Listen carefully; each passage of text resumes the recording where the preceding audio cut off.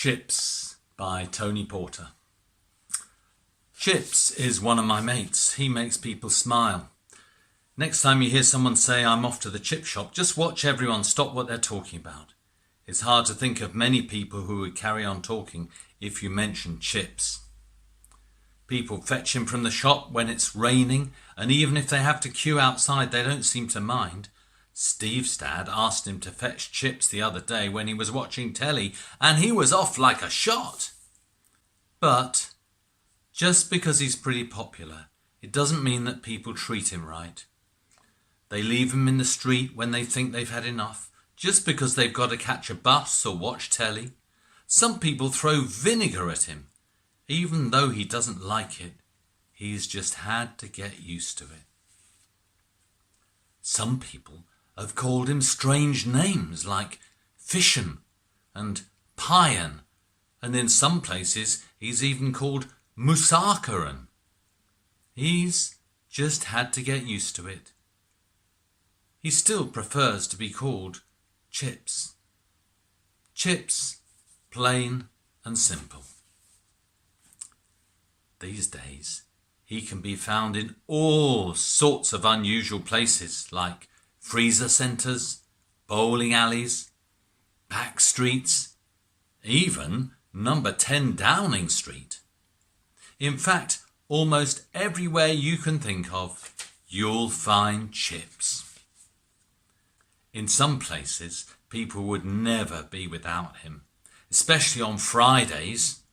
Even if they ignore him every other day of the week, Fridays wouldn't be Fridays without Chips.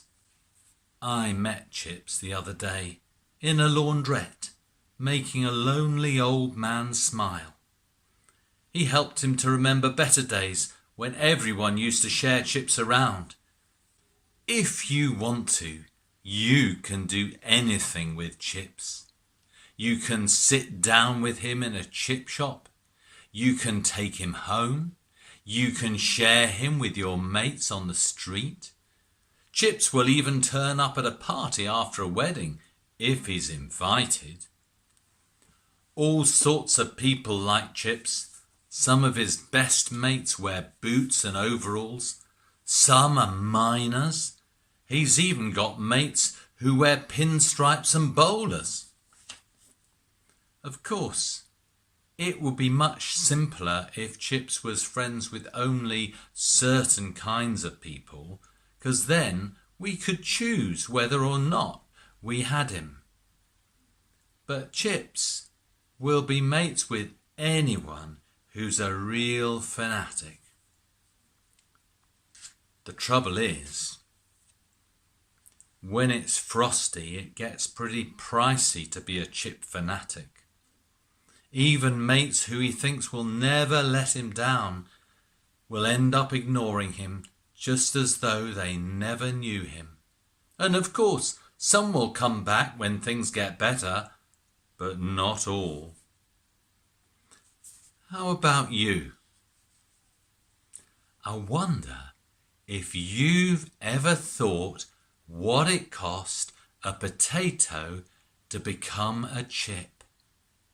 Once, he was cosy and comfortable in the ground.